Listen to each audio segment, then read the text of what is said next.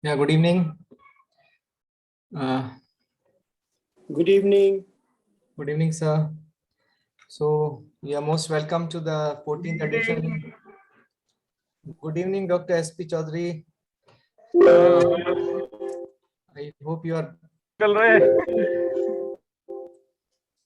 anyway. You're not driving, na? नहीं अभी office से निकल के घर पहुंचने वाला हूँ 10 मिनट आइए I think it would be useful to mute all. Yeah. So, this is the 14th edition of our OcuHealth Escapes, and we are thankful to Dr. Rajiv Kumar Jain sir for providing this continuity of our efforts. And yes, it is indeed a great achievement for every one of us that we had been continuing with the academic activities despite pandemic, and without a single day failure. We have conducted almost all our webinars and OcuHealth Escapes, rapid updates every week. And this OcuHealth Escapes, this was a new initiative by Rajiv Jain sir, and this was started to apprise all the members that what are the occupational health related activities which are there locally, regionally, and globally in last 1 month, so that we all can just gear up ourselves and get apprised to these developments in the field of occupational health, and act like a occupational health physician, an industrial physician, rather than just a clinician. So thank you very much, Dr. Rajiv Kumar Jain sir. So I don't think I need to introduce you, sir, but still I would just like to inform all the participants that Dr. Rajiv Kumar Jain is Senior Consultant Health in Indian Railways, and he has more than 40 years of experience in health and hospital administration. He is fellow awardee of Indian Public Health Association and fellow awardee of Indian Association of Occupational Health. And he has published more than 145 scientific papers, and he has achieved fellowship scholarships by WHO and various organizations, academic organizations, and he was first secretary and registrar of Delhi Medical Council, and he is also a member of the scientific management committee of the APICO also. And he has been awarded many orations of Indian Association of Occupational Health, and he has been a great resource person for every one of us, especially during COVID-19 pandemic, keeping ourselves, every one of us, engaged with the latest developments. So with this, may I request you, sir, to start your deliberations so that we all can be apprised of the latest development in the field of occupational health. Thank you, Dr. Sandeep Sharma, for the nice words that were spoken.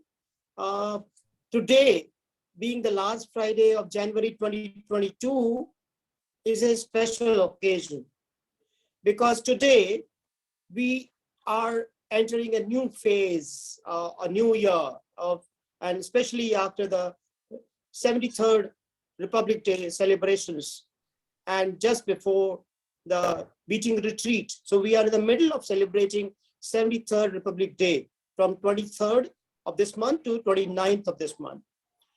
OcuHealthscapes was started with the aim of uprising or keeping all the occupational health physicians in the country about the developments in the environmental and occupational health landscape during the past 1 month, so that everybody moves along more confidently, that you are not missing something substantive in the field of environmental and occupational health.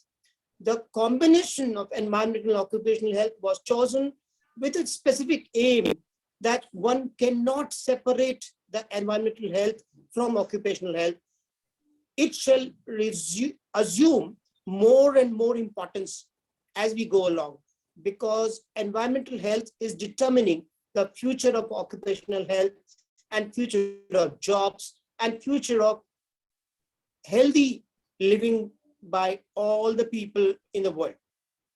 So it is important that environmental health is taken stock of when you're talking about occupational health. And this change is happening all across the world, as we shall see during the deliberations today. So let's begin from the beginning. Next slide, please.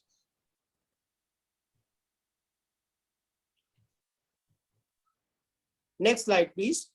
Yes, the Global Center for Healthy Workplaces, Global Healthy Workplace Awards. The Global Healthy Workplace Award is the first global awards program recognizing healthy workplaces. The GHW Awards bring together leaders in global health and well-being. The GHW Awards are organized and hosted by two international partners, Wolf Christen International Health Consulting and iGenius.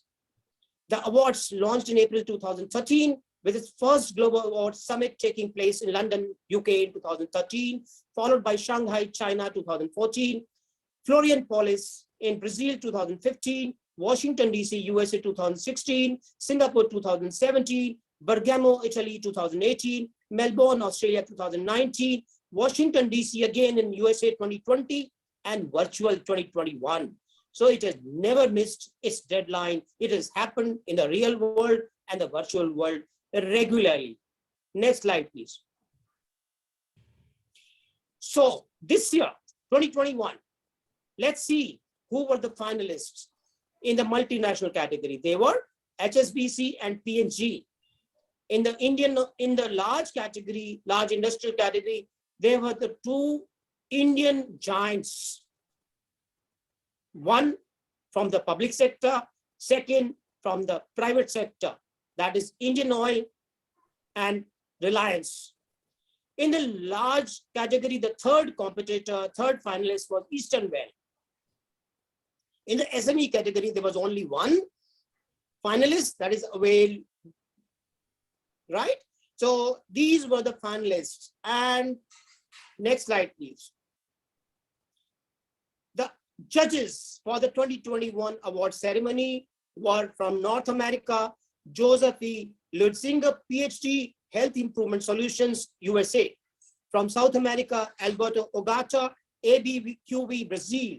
From Europe, Evelyn Kotum, International Health and Safety Expert of Switzerland. Africa, Edith Clark was there, FZ Safety and Health Center, Ghana. And from Asia Pacific, Dr. Tracy Colby Alexander from the School of Health and Wellbeing, University of Southern Queensland, Australia. So the judges encompassed the 5 continents of the world. It encompassed its true nature of a global award. So there is no bias towards one region or the other. It's a truly global award judges jury. Next slide, please. So the award winners this year for the 9th Global Healthy Workplace Awards and Summit were multinational employer was HSBC UK. From the large employer was India and Indian Oil. And from SME employer, USA, Avail Car Sharing. So the winners were from Europe, Asia, and the Americas. So there was wide dispersion of the awards as well. Next slide, please. In the large employer category, the award winner was from Asia and from India.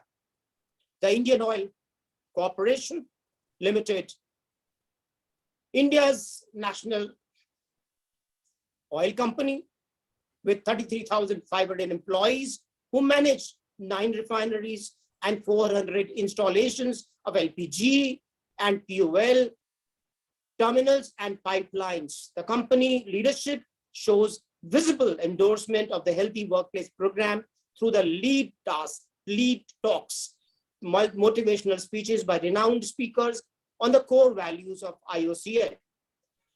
Care, innovation, passion, and trust. Annual checkups are compulsory and part of the performance appraisal system. A complete medical history is recorded from the time of joining with a strict health monitoring system and regular follow-up. Indian Oil conducts rigorous health audits of all locations, leading to improvements within a target date and action reports, which are shared with the corporate office. IOCL launched a Women Leadership Development Initiative to facilitate enhancement of leadership capacity of participating women officers at the middle management level. During the COVID-19 pandemic, a comprehensive strategy was swiftly put in place, aided by a strong digital framework, including an in-house telemedicine application for employees, ex-employees, and their family members for online medical consultation. This was the final brief that Indian Oil had submitted before the jury listened to the version and presentation from Indian Oil Corporation. Next slide, please. And the presentation before the jury was made by none other than Dr. Sandeep Sharma, who is General Manager Corporate of Health, Safety and Environment, Medical in the Indian Oil Corporation Headquarters Office in New Delhi. The 9th Global Healthy Workplace Award ceremony for the large employer. I would now request Dr. Sandeep Sharma to share some of his experiences and the presentation and unique initiatives that Indian Oil has done to deserve this award. That is the 9th Global Healthy Workplaces Awards 2021. Dr. Sandeep Sharma, please. Yeah, thank you, Dr. Rajiv Jain, sir. It is nice of you to recognize what we have achieved at Indian Oil Corporation. And yes, it is a very great achievement, and a lot of labor and lot of efforts were put behind it. And that was not a 1 or 2 day affair. Many months of deep work and all these efforts were required for doing all this award. And what my purpose is to show you what we have done. I'll just show you a glimpse of what we have done, not the whole of the presentation.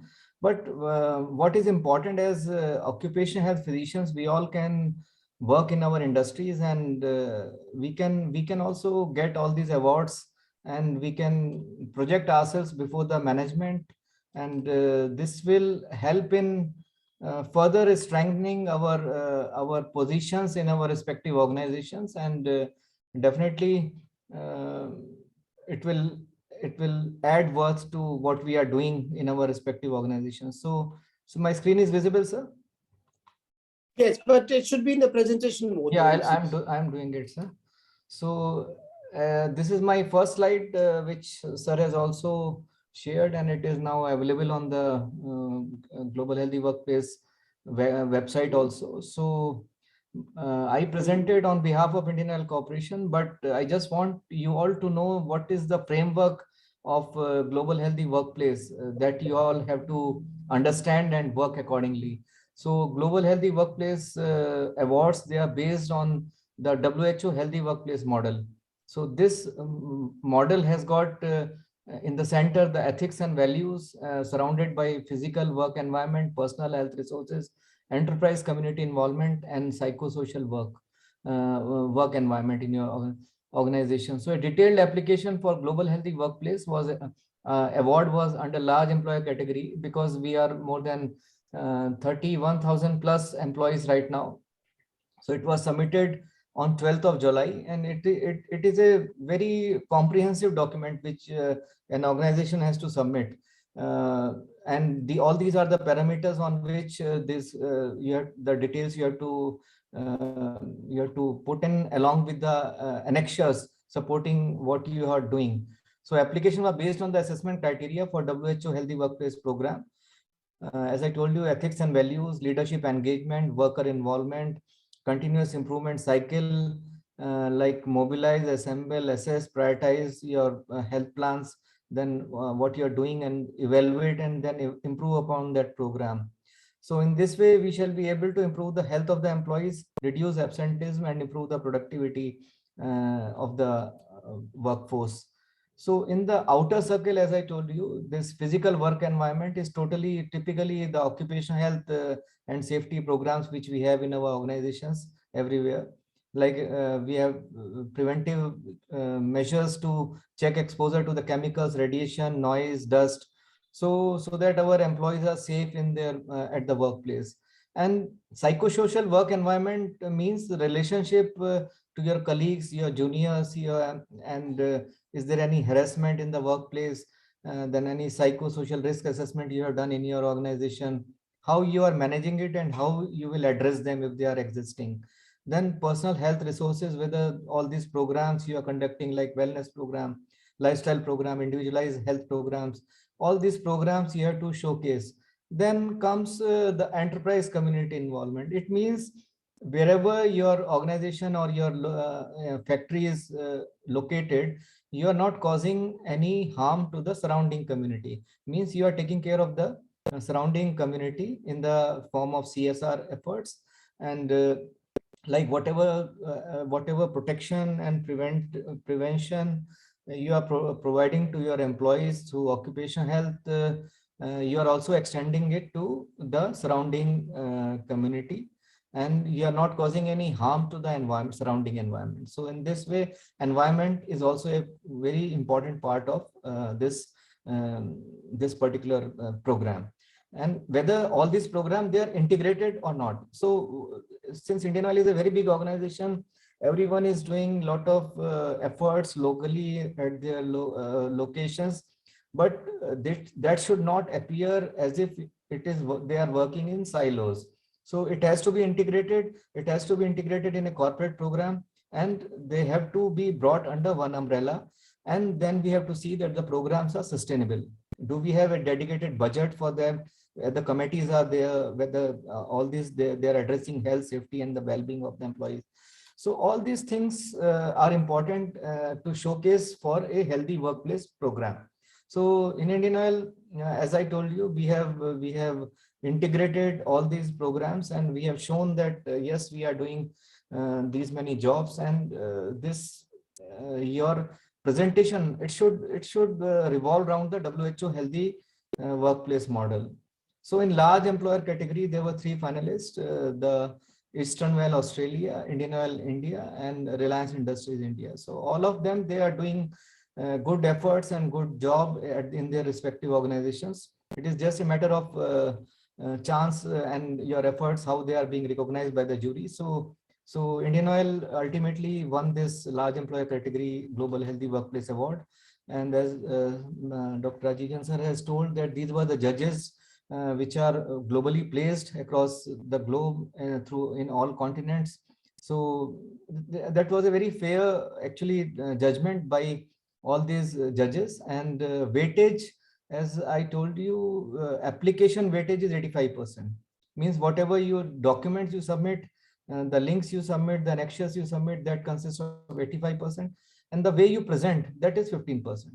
So my request to all the occupational health physician and industrial physician is they should try for this for going for this award. Award is free.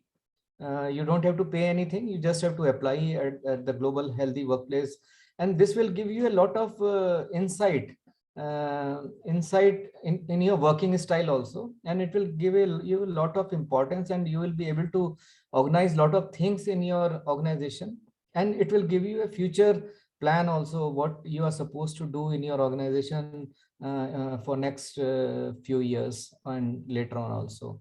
So I'll just share a small video which we have made during our award recognition ceremony few days back, and this we presented to the management, what we have done. 31,000 and more dreams, 31,000 and more possibilities, 31,000 more reasons to go beyond. We are Indian Oil, India's largest integrated energy major, and taking the lead to fuel India's energy needs. We are the energy of India. India's highest ranked energy PSU in Fortune Global 500 listing, accounting for nearly half of the country's petroleum products market share, with over 15,000 kilometers of pipeline network dedicated to fuel India's economic rise, and a group refining capacity of 80.55 MMTPA. Indian Oil is not merely a brand, it is an unceasing conduit of energy, the trusted ally that drives India through every challenge and victory alike, transforming lives, transforming notions, transforming the future. With a never-ending inspiration to build a better world, Indian Oil is driven to shape a new reality.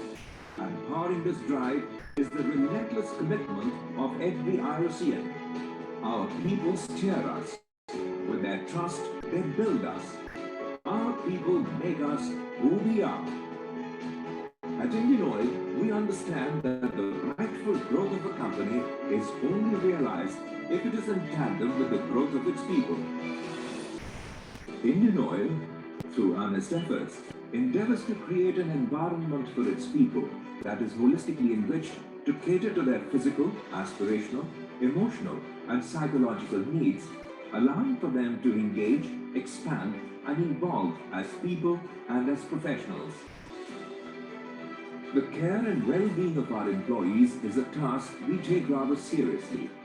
We are constantly upgrading and improving our employee engagement framework to introduce tools and processes that make a real difference to their work experience. Our Healthy Workplace programs are closely aligned with the WHO Healthy Workplace model and are infused with the core values of care, innovation, passion, and a happier, healthier employee is a high-performing, highly productive employee. Indian Oil recognizes the vital role an employee's mental state plays in their performance and has become the first PSU to launch an employee welfare project by the name Project Happiness and Wellbeing. Work at a fast-paced, robust organization comes with its own challenges. To combat the sometimes daunting stress levels at work, various other initiatives have been introduced for our employees that offer counseling, guidance, and moral support in times of need. Through workshops, talks, discussions, and published literature, Indian Oil employees are empowered to tackle work fatigue and stressful situations effectively. The guidelines on fatigue management at workplace, in line with American Petroleum Institute's recommended practice 755, are implemented across the corporation. At Indian Oil, we understand that our strength lies in our people, and people work best when they know they have a support system backing them. Our workforce is a symbiotic amalgamation consisting of employees of every age and experience, each having their own different requirements and concerns. Through Paramarsh, Indian Oil's responsive employee assistance program, the employees find ready access to trained psychological help and advice. Sujan, another one of Indian Oil's ingenious offerings to its employees, is a platform that has been designed for the continuous improvement of HR services in the organization. Keeping physical health paramount, Indian Oil's integrated occupational health services provide medical care and assistance to its employees. Under the service, designated HSE departments are functional at all locations, looking after the health and safety of the employees. At Indian Oil, our corporate occupational health manual is updated periodically to integrate our occupational health services systems and procedures. Medical Ready Retina, published by Indian Oil, is designed to give ample information to employees regarding healthcare recommendations for different decades of our life as we age in the organization. A major component of healthy living is nourishment. We are the food we eat. Indian Oil takes special care to serve its people with food that is fresh, hygienic, and nutritious. The food canteens follow verified TPM practices. Canteen Hygiene Index is reviewed and updated quarterly by the canteen committee of respective locations. Regular guidelines on healthy lifestyle, nutrition, and home remedies for common ailments are also published with the help of subject experts. Indian Oil, along with the health and safety of its people, also recognizes the importance of learning and growth in their lives and professional careers. An organization where the employees continue to learn through their journey is an organization that has the power to recreate its future every day. Through Indian Oil's e-learning modules under Swadhyay, its self-learning online portal, employees get to expand their vision for themselves as well as the company, as they expand their knowledge on various subject matters.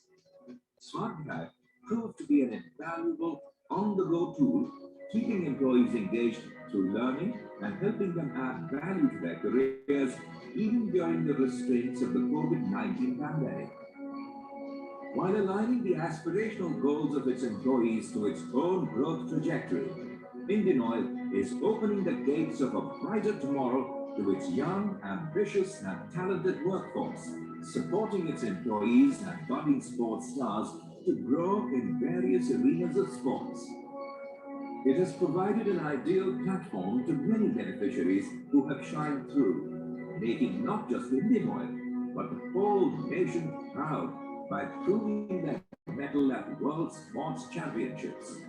The initiative, for its well-intended ethos and contribution, has been recognized and lauded by the Indian government with the prestigious Rashtriya Khel Protsahan Puraskar 2021. Great emphasis at the organization is also laid on the fitness of its employees, encouraging the beacons of a healthier tomorrow to walk the talk. With the onset of the COVID-19 pandemic, health and safety acquired a whole new place in all aspects of our being.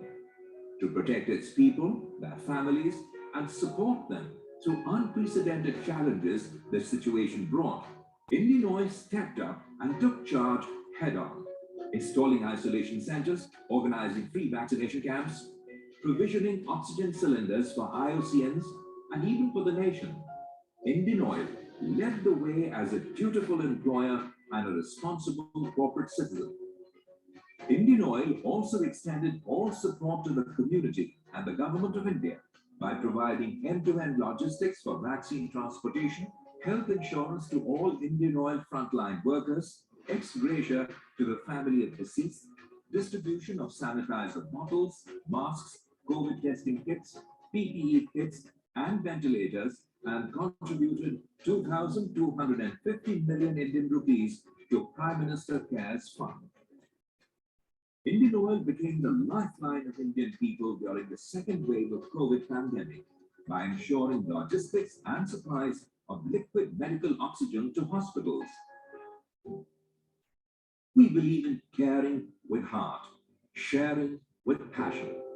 Indian Oil is contributing to nation building through various community development programs, like providing clean cooking fuel free of cost to the poor families, safe drinking water in remote locations, and supporting an innovative initiative of robots for cleaning of sewers to eliminate manual scavenging. Medical facilities are provided in surrounding villages through mobile medical units. Opportunities are open to underprivileged girls to develop career in nursing. Aids and assistive devices are made available to the physically challenged. Free health consultation and medicines are given for livestock. Indian Oil Skill Development Institute is operated to create a bright future of the underprivileged youth of the country. In another first, prison inmates across India are motivated in sports through coaching by Indian Oil sportspersons. When it comes to serving people, no terrain is beyond our reach. Indian Oil is destined to build a sustainable future by envisaging, creating, and sustaining healthy workplaces. Indian Oil is born to pursue greatness. And greatness is not a destination, but a journey of excellence for every one of us. It is the aspirations of its employees that form the wings on which Indian Oil's future takes flight. And to these aspirations, we owe health, safety, and well-being. Indian Oil people are central to our existence, and we remain committed to ensuring their well-being and prosperity at all times. Indian Oil, the energy of India.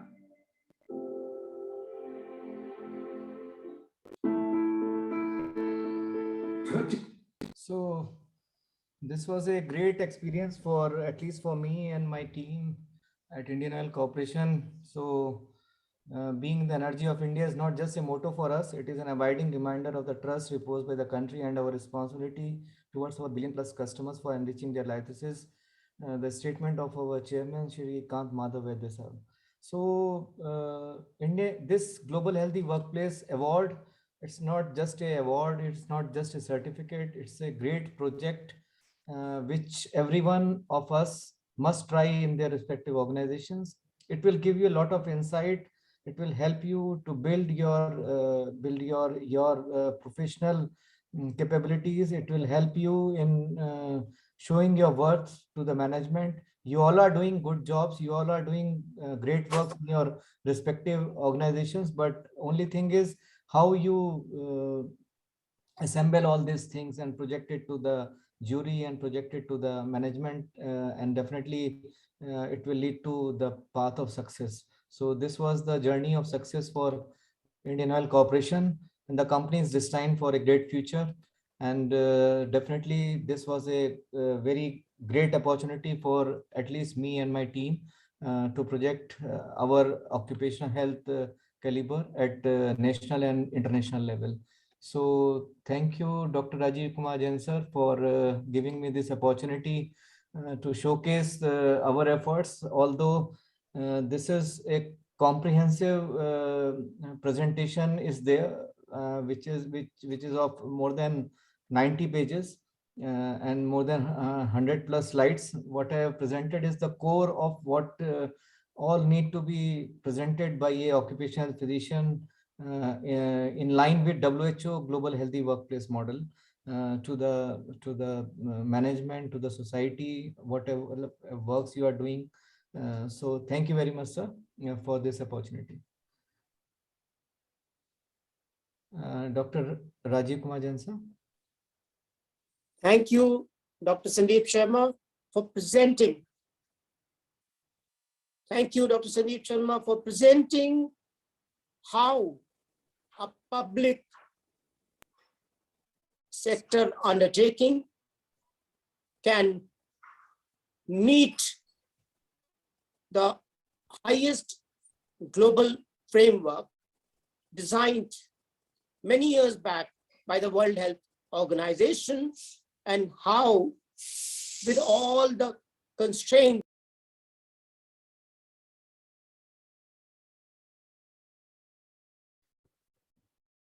Yeah, there is some audio problem, I think, with Dr. Rajiv Jain sir. So to every one of you, this journey started for me at corporate office some 10 years back. And I think few of my seniors who were there to guide me at that time were Dr. Shiva Ramakrishnan is very much there. And he was the person who started mentoring us. Then Dr. Swaminathan was there, V. Swaminathan from Chennai. Then Dr. S.V. Datar was there, Dr. R.C. Saxena was there. So these were the few seniors who started this journey, and they are witness of our efforts, which we started some few years, about 10 years back. And Dr. Shiva sir, I think you will appreciate that what we have achieved, what we have like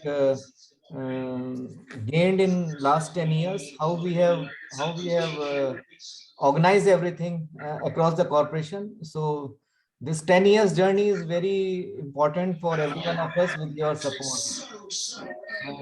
Dr. Shiva sir, Yeah. maybe you can, yeah. Yeah, Sandeep, Yes, sir. it is only because of your efforts.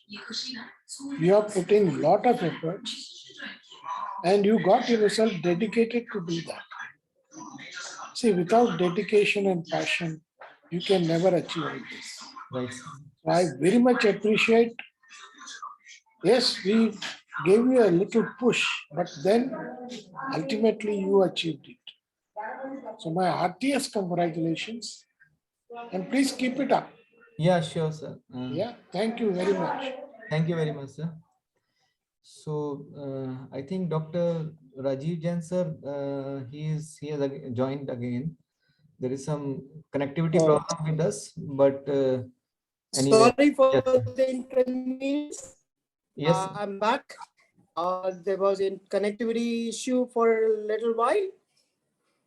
What I was saying was that it is possible with all the constraints to actually meet the global benchmark with what is designed for the World Health Organization for 195 countries of the world to achieve, and how a public sector undertaking like Indian Oil Corporation can achieve to do things which are thought to be dreams, but you can realize your dreams if you work comprehensively and the leadership supports the vision of the World Health Organization. So this particular presentation and the attempt to bring this award was not to highlight Indian Oil. It was to underscore how occupational health practices could be widened organization-wide and how you could ensure that you stand up to the global jury and stand to be counted against very, very tough competition. So it doesn't matter what is your scale of operation, whether you're multinational or public sector or private sector or large or small, still you can compete and come on tops to win this award for India. So all the companies in the country, all the organizations in the country, irrespective of their size, should have a vision to compete for at least being the finalist and possibly the winners in the years to come. So India will get its rightful place in the global healthy workplace arena. And we recognized that we are moving forward and we are futuristic and we mean business, and business cannot mean not looking after your employees. It has to mean looking after not only your employees, but the community well-being, the support of the community that the organization work in. Next slide, please.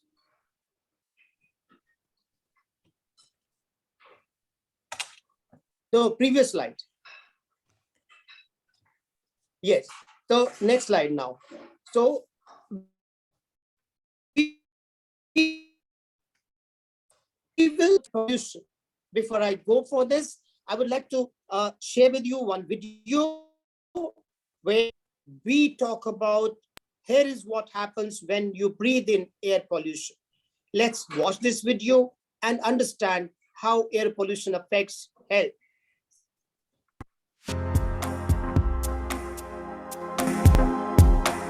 With every breath you take, air pollution slips unnoticed into your lungs, heart, and brain.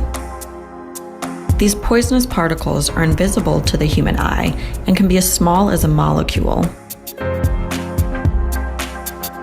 They are inhaled into your lungs, causing inflammation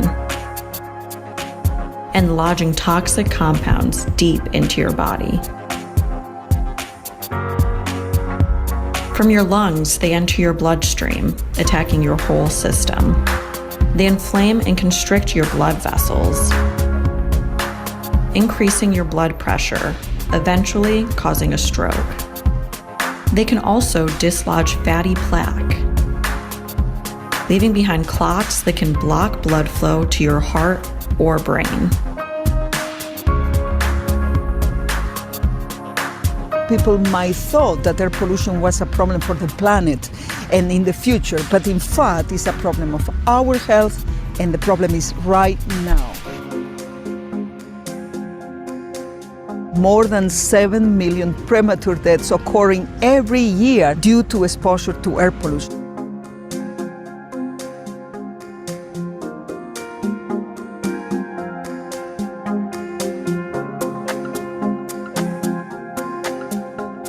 An air pollution expert scientist has analysed the data and has found that on most of the occasions Ella suffered a serious asthma attack, the air pollution in this part of South London spiked.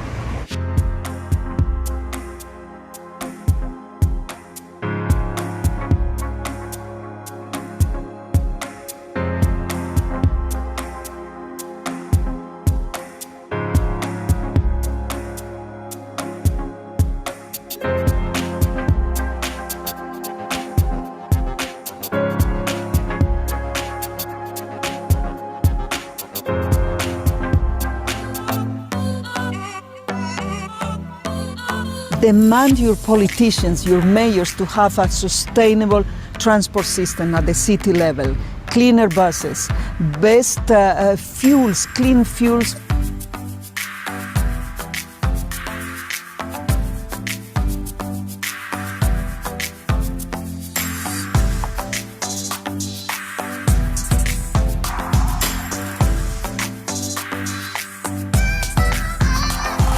Three billion people not having any clean fuel for heating or cooking or lighting in their houses. So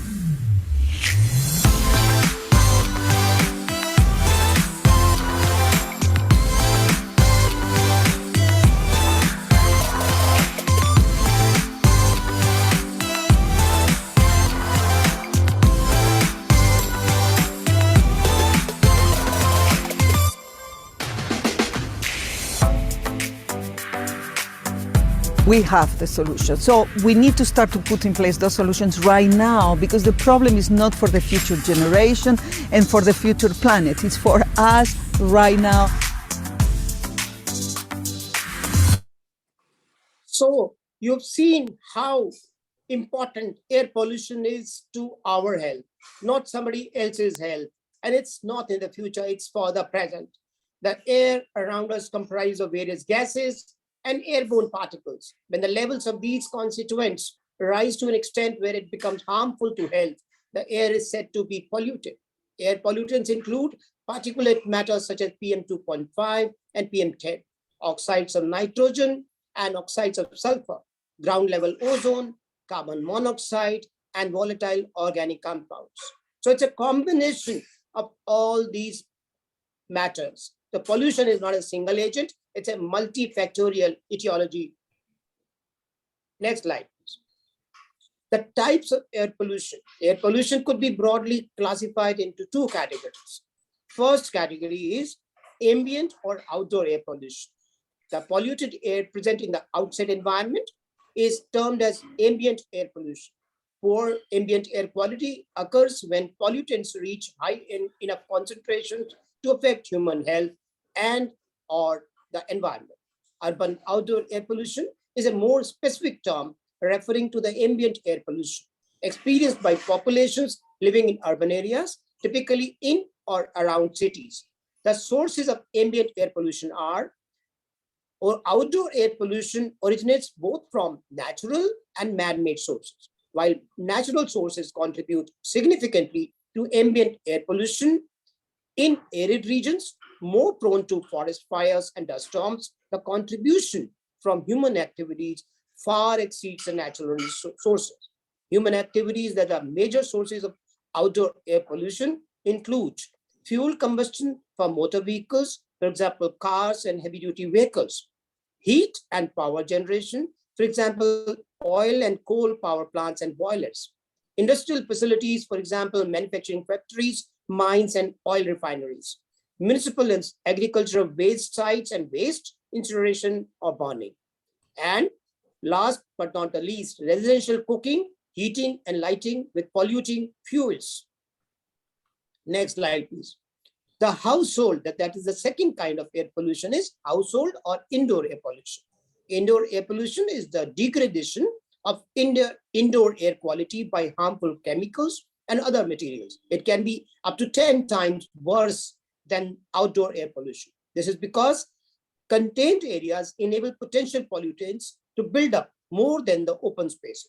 Statistics suggest that in developing countries like India, the health impacts of indoor air pollution far outweigh those of outdoor air pollution. The sources of household air pollution, the principal source of indoor air pollution are combustion, building material, and bioaerosols, while radon, asbestos, pesticides, heavy metals, volatile organic matter, and environmental tobacco smoke are considered major indoor pollutants in developed countries. The combustion products of biomass fuels contribute most to indoor air pollution in developing countries like India. Next slide, please. Let's learn more about particulate matter and why it matters. The particulate matter, also known as particle pollution or PM, is a complex mixture of extremely small particles and liquid droplets. Particle pollution is made up of a number of components, including acids such as nitrates and sulfates, organic chemicals, metals, and soil or dust particles. The size of the particles is directly linked to their potential for causing health problems. These particles generally pass through the throat and nose and enter the lungs. Once inhaled, these particles can affect the heart and lungs and cause serious health effects. Depending upon the size, the particulate matter is classified into two categories. First is PM10 and second is PM2.5. PM10 is inhalable particles such as those found near roadways and dusty industries are larger than 2.5 micrometers and smaller than 10 micrometers in diameter. PM2.5 is fine inhalable particles such as those found in smoke and haze, are 2.5 micrometers in diameter and smaller. These particles can be directly emitted from sources such as forest fires, or they can form when gases emitted from power plants, industries, and automobiles react in the air. Next slide, please. How small is 2.5 micrometers? Think about a single hair from your head. The average human hair is about 70 micrometers in diameter, making it 30 times larger than the largest fine particles. And you see the representation of human hair, which is 50 to 70 micrometers in diameter. And PM2.5 is combustion particles, organic compounds, metals, etc., which are less than 2.5 micrometers in diameter. And PM10 is dust, pollen, mold, etc., which is less than 10 micrometers in diameter. And you can see how fine bleached sand, which is 90 micrometers in diameter. You can see the size of the particulate matter and compare it with real visible materials like hair or fine bleached sand. Next slide, please. The impacts on human health. The air pollution causes and exacerbates a number of diseases ranging from asthma to pulmonary illnesses and heart disease. In accordance with recent estimates by the World Health Organization, exposure to air pollution is thus a more important risk factor for major non-communicable diseases than previously thought. Air pollution is the largest contributor to the burden of disease from the environment. The impact of air pollution on human health is of growing concern as research unravels more links between several serious diseases among various age groups and air pollution. The first and foremost is the respiratory diseases. The respiratory tract is the portal of entry of air pollutants, and thus the lung is the first organ affected.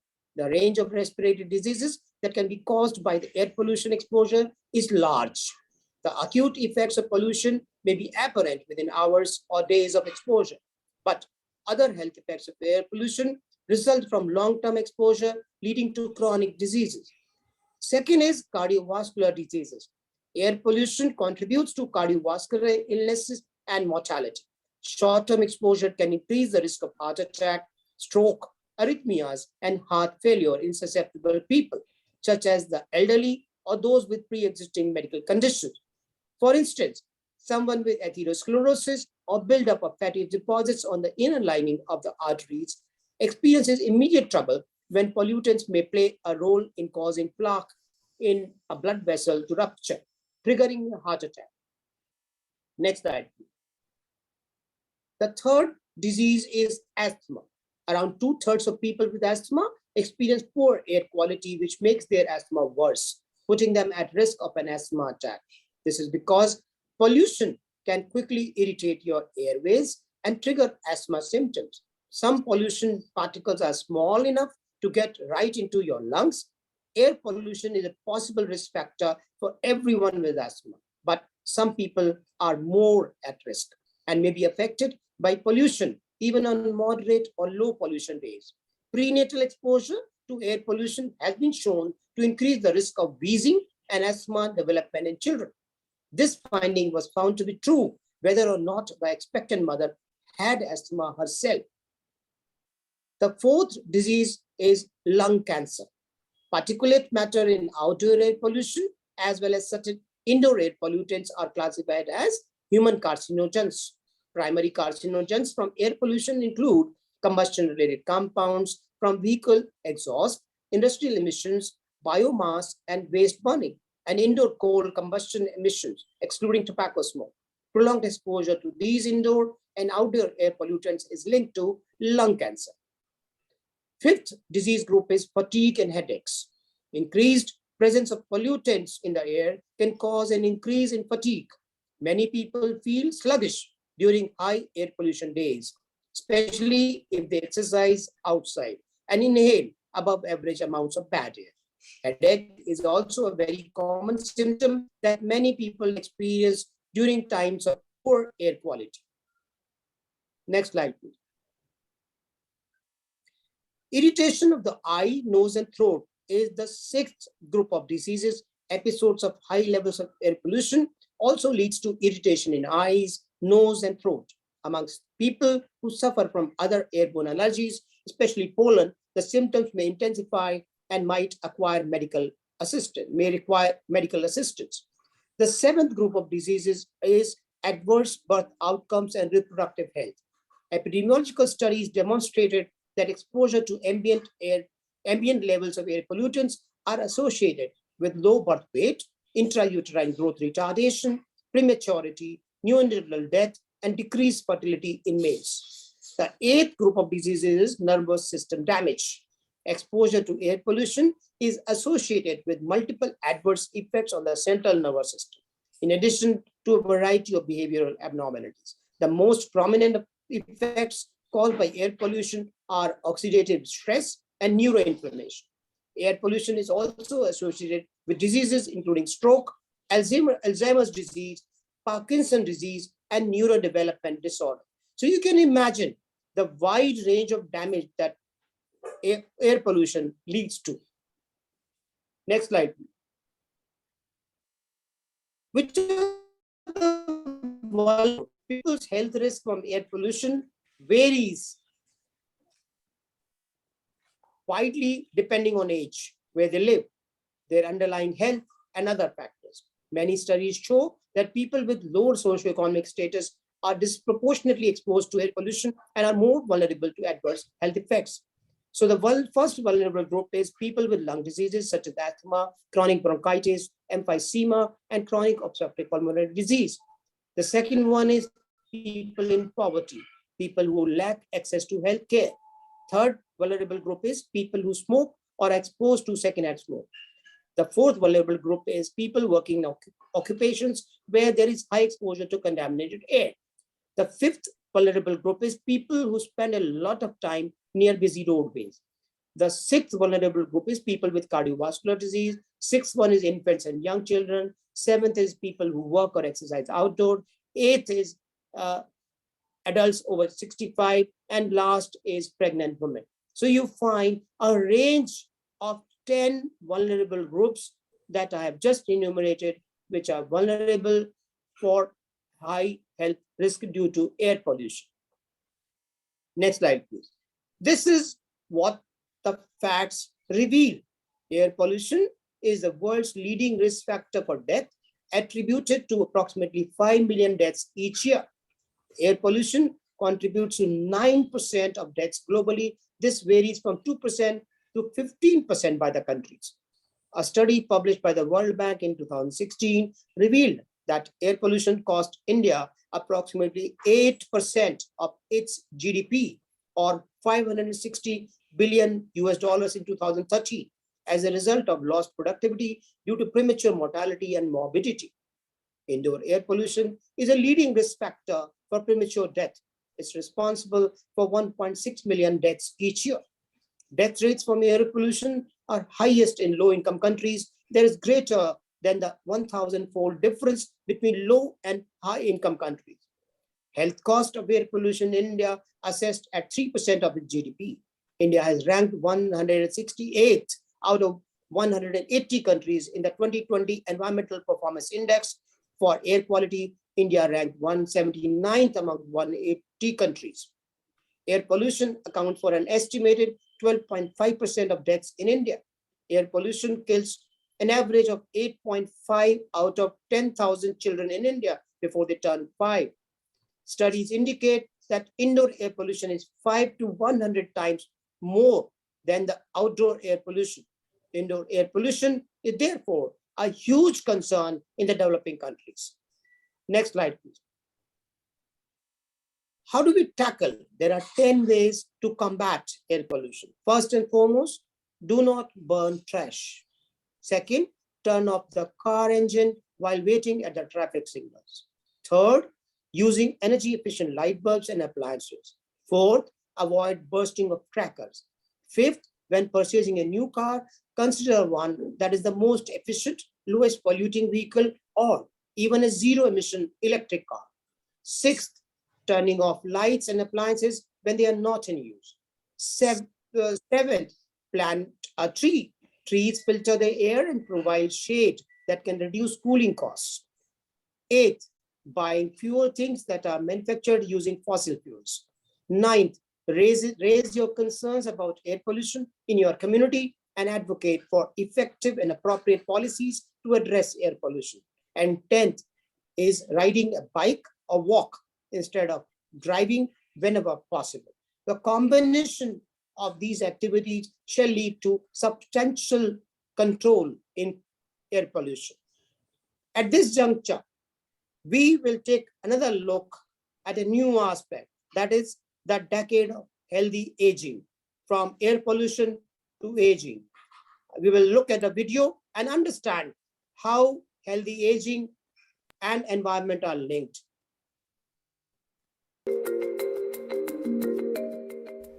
The world marks the 30th anniversary of the International Day of Older Persons, as we reckon with the disproportionate and severe impact that the COVID-19 pandemic has wrought on older persons around the world, not only on their health, but on their rights and well-being. As we seek to recover better together, we must make concerted efforts across the decade of healthy aging, 2020-2030, to improve the lives of older persons, their families and communities. The potential of older persons is a powerful basis for sustainable development. More than ever, we must listen to their voices, suggestions and ideas to build more inclusive and age-friendly societies. To foster healthy aging, we need to work together. Older people must be central to and fully engaged in this collaboration. The countries of the world who are our member states have endorsed the Decade of Healthy Aging, a collaboration to improve the lives of older people, their families, and their communities.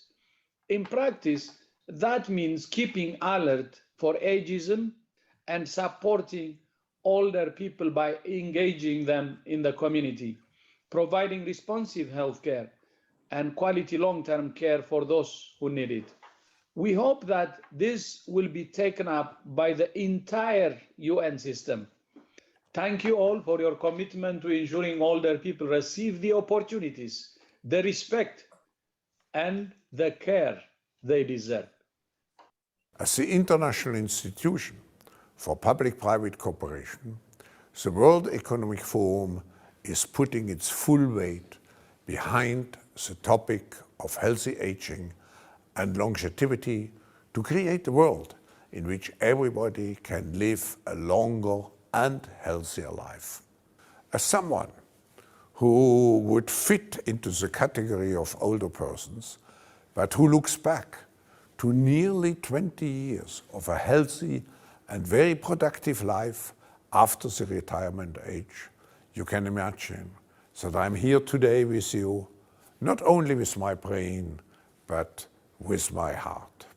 We would like to affirm again that the World Economic Forum is fully behind the initiative of the Decade of Healthy Aging and its utmost significance to current and future generations. The IFA and its members pledge through the next 10 years to be an ambassador for the decade by conducting our work through the lens of the 4 action areas, by building bridges across sectors and disciplines toward a common approach, and by helping to build the capacity and capability of others through unconditional sharing and collaboration. The decade must be a unifying action, bringing together leaders and influencers in member states, as well as those working at the coalface in current and emerging issues. Unity happens when we walk together. Civil society, like the International Federation on Ageing, have a responsibility to reach across the aisle and be strong partners with government. And in doing so, we are the window to the soul of a nation to ensure that no one is left behind. HelpAge International welcomes the Decade of Healthy Ageing and its commitment to ensuring that the voices of older people are at the heart of the design, implementation and monitoring of actions. The decade is now even more crucial as COVID-19 highlights the importance of investment and sustainable actions to foster healthy ageing. For the health, well-being and inclusion of older people everywhere, for communities now and for communities in the future, it is critical that governments, international organisations, the media and private sector all support the decade. At HelpAge International, we know older people's leadership will be vital for the success of the decade. Supporting them to have their voices heard and to be agents of change will help provide the systemic transformation that is needed. The recent pandemic has had a major impact on older people. It's also highlighted the need for better research and data. Cochrane Campbell Global Ageing Partnership produces high quality, high priority, systematic reviews of all available evidence. We also identify evidence gaps and develop methods for evidence synthesis. These evidence syntheses can inform decision making and policy development aimed at improving the lives of older people, their families and communities. However, there are major gaps, and the Decade for Healthy Ageing will allow us to focus on research and innovation for improving the lives and well-being of older people. The Cochrane Campbell Global Ageing Partnership pledge our commitment to the Decade of Healthy Ageing, continuing our work with the International Consortium on Evidence and Metrics to strengthen research, data and innovation aimed at accelerating the impact on the lives and health and well-being of older people. We keep our aspirations for healthy, joyful aging, even as we fundamentally rethink how we see, treat, and include older people in society. Let us learn from the pandemic. Let us uncover and end age-based discrimination once and for all, and promote intergenerational solidarity. We wholeheartedly support the Decade of Healthy Aging because it offers a renewed path to galvanize concerted action, to better the lives of older people in their communities, and to leave no one behind. If we make this crisis a turning point, then older people will enjoy a more just and equal world, one with health, well-being, and dignity to be enjoyed by all at all ages. Thank you. So friends, the Decade of Healthy Aging, 2021-2030, the 10 significant years where India will be inching faster than in the past ever before towards having a large population which is aging. And in the years to come, in the next 25-30 years, we are going to face the challenge of aging population, and healthy aging shall be the challenge of transforming the workplaces and the communities. So next challenge for all occupational health physicians will be healthy aging. Next slide, please. Let's look at another aspect, which is the NIOSH Pocket Guide to Chemical Hazards. These are the global benchmark for the best information, scientific information about chemical hazards in the world. Next slide, please. The NIOSH Pocket Guide to Chemical Hazards, that is NPG, is the most popular NIOSH document produced. The NPG informs workers, employers, and occupational health professionals about workplace chemicals and their hazards. The NPG presents key data of 677 chemicals or substance groupings, such as cyanides, fluorides, manganese compounds that are found in workplaces. The guide does not give all relevant data on a chemical, but offers key facts in an abbreviated format. The information found in the NPG helps users recognize and control occupational chemical hazards. In 1978, NIOSH and OSHA released the first pocket guide to chemical hazards. Today, the NPG is in 6th edition and now includes an online version and a mobile application. NIOSH Pocket Guide to Chemical Hazards application, that is MNPG. NIOSH offers an NPG for free at CDC-info. NIOSH has distributed over 671,000 copies of the NPG and nearly 639,000 copies of the CD-ROM. The NPG consistently remains one of the most requested NIOSH documents and was the second most downloaded document in 2021. That does not include all of the people who use the online and mobile application versions. Next slide, please. The mobile application was released in 2016. During the development, NIOSH sought input from users through the blog Help, What Do You Want from a Mobile Pocket Guide? And the 157 comments received helped form the MNPG in 2021. The application was downloaded nearly 84,000 times. So if you do not have any on a mobile phone, do download the MNPG application, both on Android and iOS. The mobile application provides additional functionality and allows users to do 4 things. First, search by chemical name, trade name, or synonym, dot number, and cask number. Second, save chemical records as favorites for later use. Third, customize how chemical data are viewed. And fourth, review chemical records for physical properties, health hazards, first aid, respirator, and personal protective equipment recommendation and regulatory information. Despite the popularity of the MNPG, there will always remain a need for the printed version.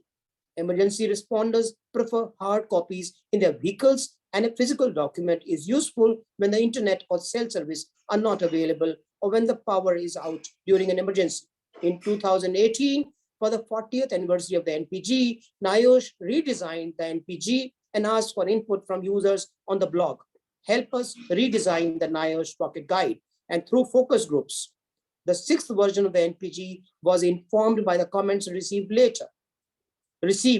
Later in 2022, NIOSH will release the 7th version of the NPG with several updates. So wait for the 7th version of the NPG with new updates, which is the latest, and all occupational physicians should have the MNPG application and should visit the NIOSH website for the NPG latest version of the guidelines. Juncture, we shall through a video before turning to another aspect on the presentation.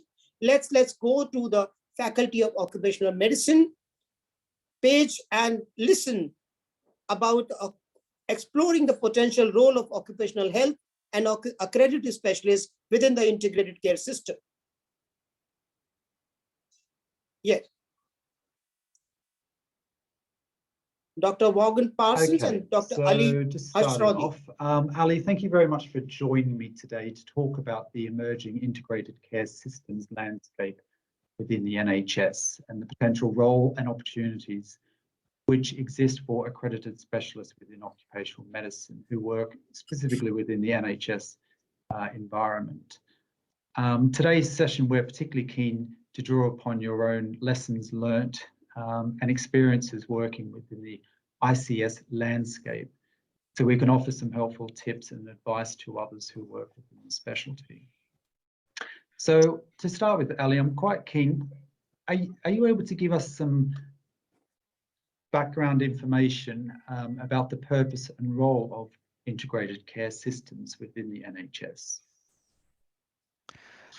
Yeah, sure. I think just to put it in a nutshell, the integrated care system are a way of combining the sector in terms of service delivery.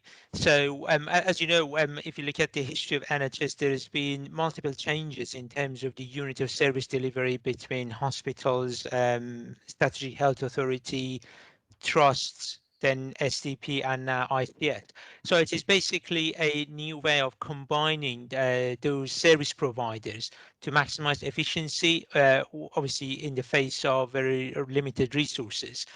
I think you probably know, I don't know when this is going to be published, but at the moment it is still being discussed. I mean, technically, as far as I know, from a legal perspective, the legislation is lagging behind. So once the legislation come forward and it is implemented, we will know more exactly in terms of the legal standing of those organizations.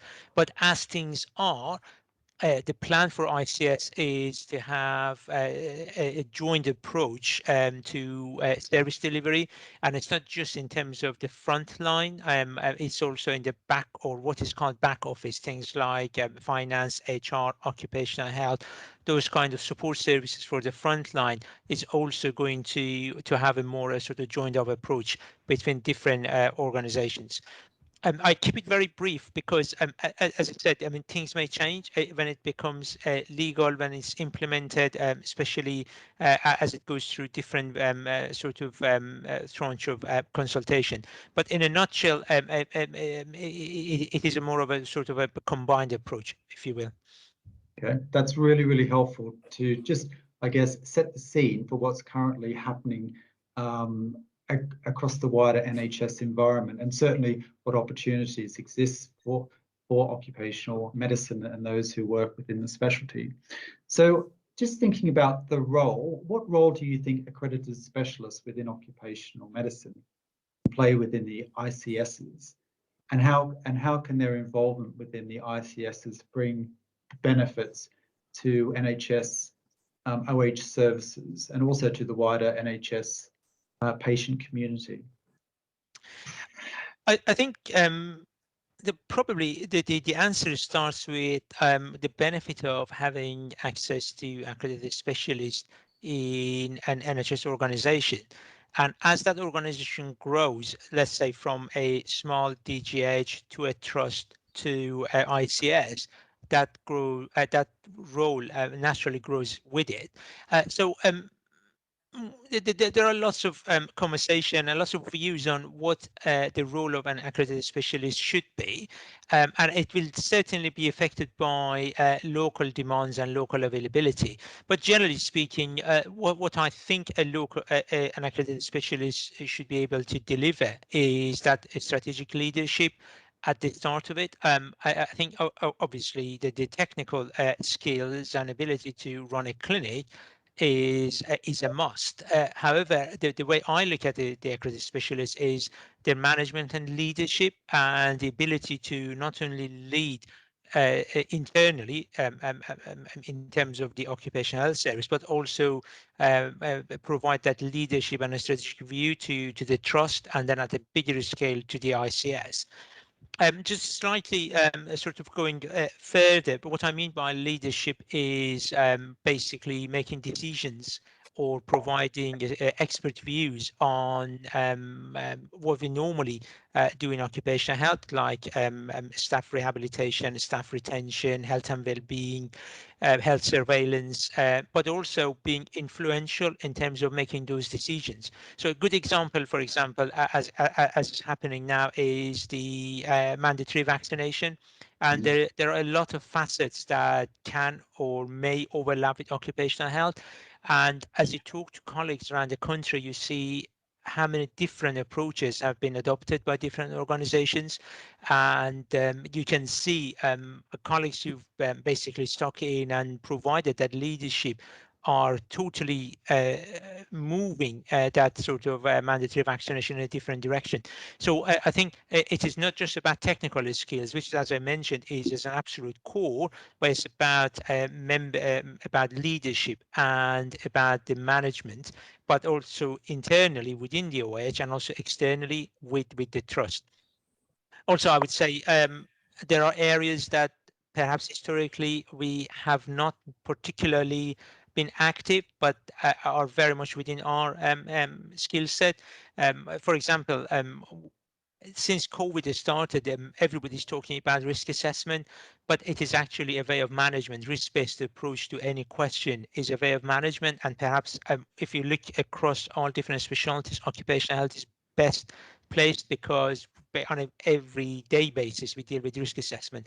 So I think using those skill sets and trying to bring it up into what the question of the day is certainly what I look at from an accredited specialist.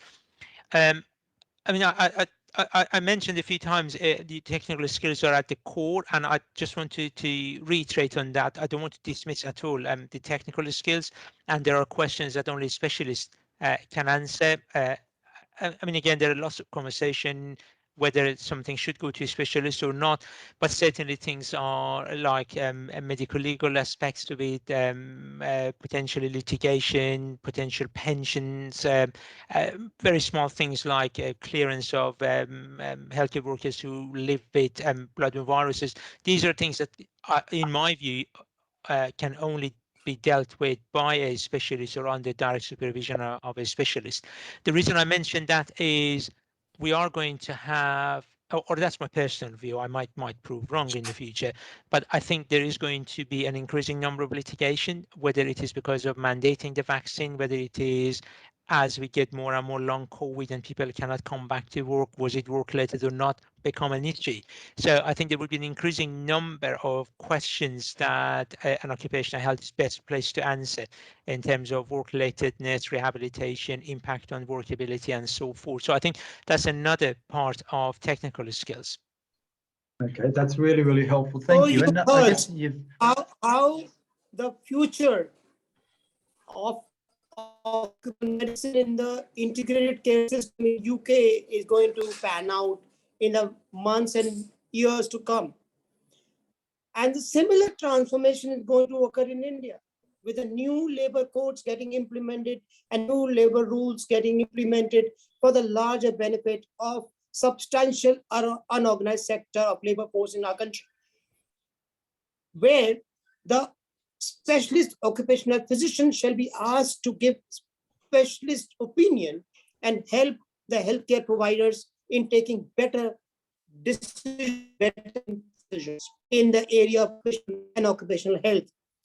So as the labor code and labor rules pan out, there will be increasing role that occupational health medicine professionals will have to perform on a larger scale than it has been in the past, because now the transformation of the provision of occupational health care has to go from only large employers to even the unorganized sector workforce, which is in India is 92% at the present moment. So huge scale up of occupational medicine discipline is going to happen in the years to come in India.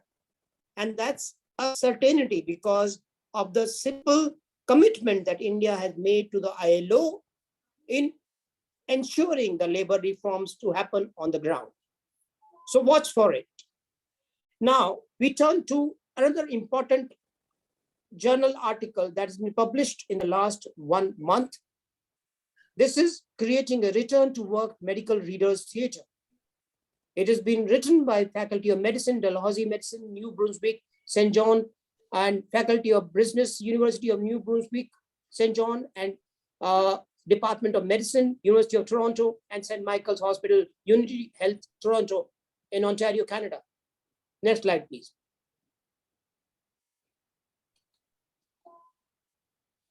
The background of this work, this published article, is previous work on sickness absence has shown that conversation about return to work can be challenging. The perception of competing interests and multiple stakeholders in the return to work process may also complicate and erode the trust further impacting health and well-being. The aim of the study was to explore the themes arising from the experience of physicians and patients on the impact of health and return to work. The goal was to use these results to develop a medical readers theater workshop focusing on negotiating challenging return to work scenario to serve as an educational support for stakeholders. The results of this study was they confirmed there are multiple stakeholders involved in the return to work process, and the factors influencing successful return are not always medically related. 6 recurring themes were identified for the patient group and 5 for the physicians, allowing the development of storylines and 4 return to work scenarios. The scenarios have been used in teaching sessions. The conclusion of the study was the themes reinforced that challenges in return to work are not always medical in nature. This readers theater adopts perspective of patients, physicians, and other stakeholders while focusing on return to work with the goal of providing engagement in reflective and purposeful discussion. Next slide, please. The key learning points were what is already known about this subject. Educational resources about return to work that facilitate difficult conversations are limited. The challenges in return to work are often psychosocial, with delays having adverse effects. The Readers Theatre is an established teaching methodology used in various disciplines. What is study at? The issues experienced by physicians and patients in return to work consultations are described. The novel use of Readers Theatre as an educational tool in return to work conversations in occupational health. We share the process of creating an occupational health Readers Theatre. What impact this may have on practice or policy? We have created a novel educational support for occupational health. Return to work Readers Theatre allows participants to experience difficult situations in a supportive learning environment. Themes from the patient and physician interviews show the importance of the return to work conversation for patients. So this is worth reading, and this is been published in the Society for Occupational Medicine Journal, SOM. Before proceeding further, I would like to again share a video wherein we share a new launch of an online PG course in environmental and occupational health by Indira Gandhi National Open University.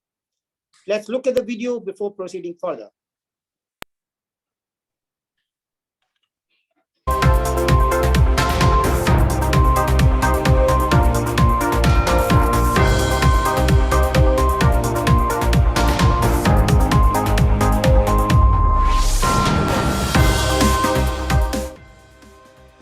IGNOU launches online PG courses in environmental and occupational health. Good afternoon and a warm welcome. You're watching Education News Network, where we get you the latest developments in education at the top of the hour. This is Nitya reporting from ENN, and the daily stories are: Indira Gandhi National Open University has launched postgraduate programs in environmental and occupational health in virtual mode. The School of Interdisciplinary and Transdisciplinary Studies, IGNOU, is offering postgraduate programs, MA and diploma programs in environmental and occupational health. The programs were launched in the presence of the Governor of Jharkhand, Ramesh Beres. According to the Governor, these programs are in line with the mission of environmental and occupational health to reduce and prevent adverse effects on human health caused by environmental and occupational exposures, such as chemical and biological contaminants, through education and research. The program will provide the theoretical understanding and transferable skills to the general public and industrial workers in particular, he added. That's all for today. Thank you for watching Education News Network. For more such videos, do log on to our website, theann.com. So what you've heard is just the trailer, and detailed discussion and detailed information. I would request you to kindly watch tomorrow's DigiConnect webinar, where the teaching faculty from Indira Gandhi National Open University shall be talking more. So tune in tomorrow to the same channel, same Zoom webinar channel at 6:30 p.m. onwards. Here I'm presenting to you the occupational medicine calendar for the year 2022 at the moment.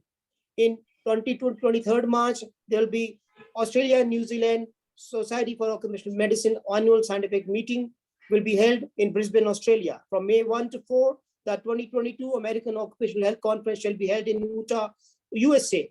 In 2 to 3rd June, there will be an environmental toxicology and health conference in Manila, Philippines. From 5th to 7th July, 102nd annual meeting of the British Association of Dermatologists at Glasgow, Scotland. From 18 to 21 September, ICT 2022, 16th International Congress of Toxicology in Maastricht, the Netherlands. And from 7 to 10 November 2022, Airmon 2022, 10th International Symposium on Modern Principles of Air Monitoring and Biomonitoring in Bristol, UK. Next slide, please.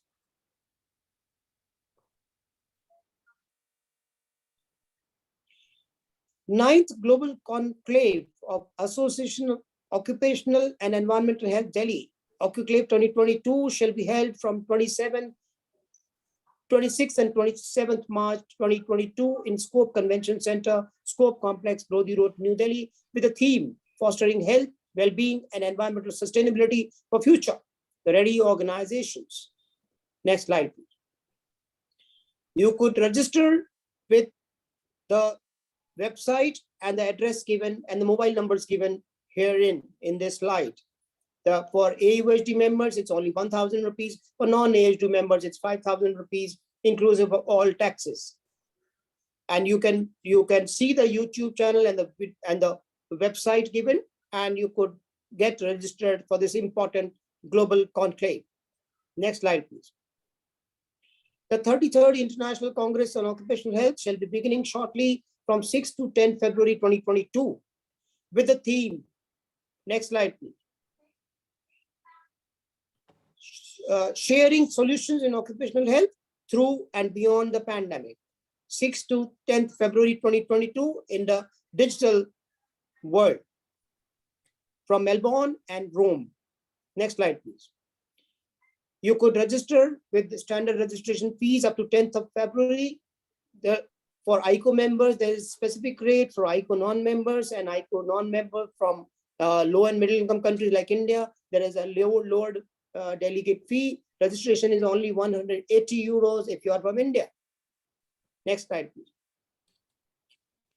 There are a number of keynote speakers and plenary keynote speakers are there, substantial variety from across the world, the best experts in the world in occupational health. Next slide, please. There is wide ranging of subject themes in the scientific disciplines as are listed in this slide, and all the abstracts shall be available for the registered delegates and in a special issue of Safety and Health at Work Journal. Next slide, please. Finish. Let's see another video of taking initiative that was seen in the 73rd Republic Day Parade on the Rajpath in New Delhi on 26th of this month, a never before event. Let's watch it and see the vibrancy, the diversity and the unity of India on Rajpath and enjoy the beauty of India. Props, मुखौटे, कठपुतली और परिधान बहुत अहम हैं।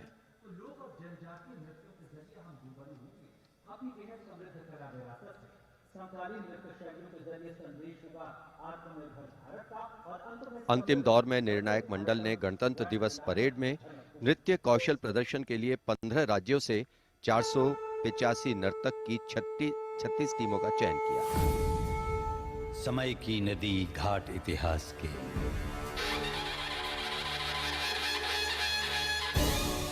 सदी दर सदी पाठ विश्वास के संस्कृति की धारा सनातन बहे, ऋचाएं कथाएं पुरातन कहे, अनुभव से पाया गहन ज्ञान है, आत्मोन्मुखी योग है, ध्यान है, यहाँ दिव्य परिवेश है शांति का, यह देश सौंदर्य की कांति का।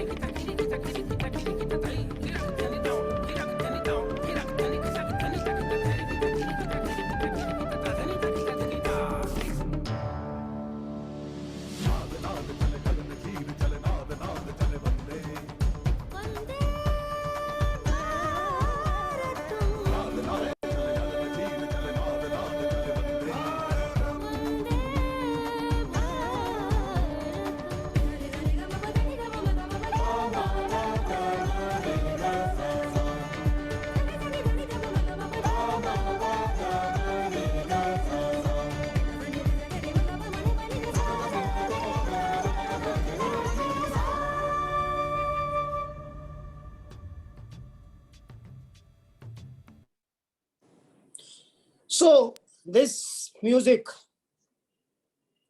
created by Vikram Ghosh and Ricky Cage, celebrating the spirit of the Republic of India and marching towards 75th Independence Day on 15th August 2022. We shall keep you posted as we move along. So the last slide now. We shall be seeing you again on Friday, February 25, 2022 at 6:30 p.m. sharp for another episode of OK Healthscapes. Thank you for your attention. Thank you, Dr. Rajiv Jain. It was a really very enlightening deliberation by you, very comprehensive, and every OcuHealthscapes gives us some tips to occupational health physician, what they are supposed to do and what all projects they can take forward within their organizations or for their personal growth also.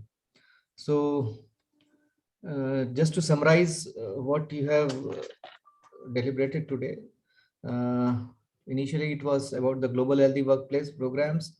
That was very elaborative, and effects of air pollution, how they are affecting our system, and it can also affect our present and future generations also. Then how to take care of these vulnerable groups and how to combat air pollution, the ways to combat this air pollution, the 10 ways to combat the air pollution. Then what is most important, another thing in addition to global healthy workplace is the decade of healthy aging that we can take as a project for another 10 years. We can work on this, and because every one of us will be aging, and we are aging as the day passes, and that will help in our project and in our personal growth also. So we will definitely take this forward, sir, and we will collaborate with the organizations which do have expertise in this aging process, how to prevent the aging, how to have a dignified and healthy and well-being aging with a well-being. So in addition to the physical health, mental health, we also need to have a sound social health also, financial health also. So all these aspects we will take care, and this is a good project which you have given to us now. And regarding this labor codes, NEOSH pocket guide, then PG course which shall be deliberating tomorrow, which was launched by IGNOU, and the occupational medicine calendar, then OcuClave 2022 schedule, and ICO 2022. So these are all great initiatives and great things which were there for last 1 month and in coming next month. So it was a great show today also, sir, and a lot of food for thought for we all occupational physicians and industrial physicians. And all these recording sessions will be available on our Enoch DigiConnect webinar platform, which has got now more than 154 subscribers and 145 videos. So all those who have missed this particular session, they can go back, they can refresh their memories, and we also can go and see if we have missed some part of it. Now, any questions from the panelists and the participants? If you have any comments, you can just unmute yourself and take it. We will take it forward, sir. Dr. Tyagaraja, sir.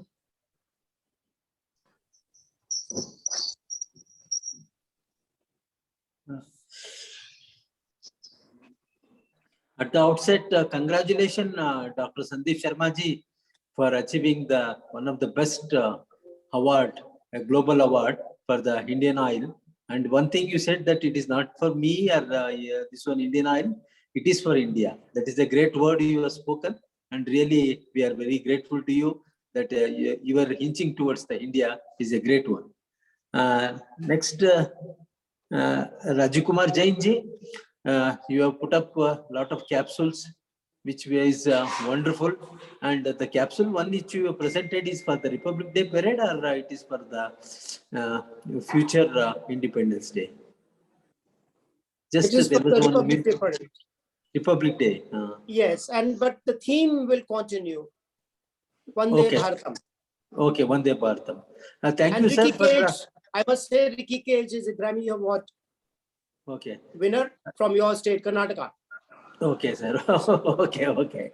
Thank you very much, sir. And there was a very beautiful collection of this Helpage India, the old age people who have spoken. I think I wanted to write about it today. Thank you very much, sir, giving me an opportunity to present. Thank you. We shall be waiting for your write-up as well. We are eagerly await your write-up, how deftly you comprehensively cover. Yeah, thank you, Great sir. effort. Thank you very much. So there are a lot of comments, and thanks for these comments and best wishes for every one of us. Our efforts will continue. As I have already mentioned many times, that despite all odds, we will continue with our efforts. Every week we will be meeting for conducting these webinars. Maybe as per some of our colleagues, it is oversold, but for us, it is never sold. And we will continue it. Every month end on last Friday, we will be having our OcuHealth Escapes, and this will continue. And our efforts to enlighten and make our occupational physician, industrial physician friends more knowledgeable, more up to date in the occupational health and public health. That is our mission and vision for every one of us.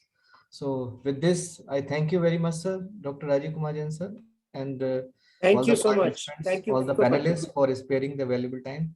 You can always go and revisit our Enoch DigiConnect webinar YouTube channel. Thank you. Thanks especially for your sharing of your experience of going forward and winning the Global Healthy Workplace Award. Thank you, for sir. India. Thank you. Thank you very much, sir.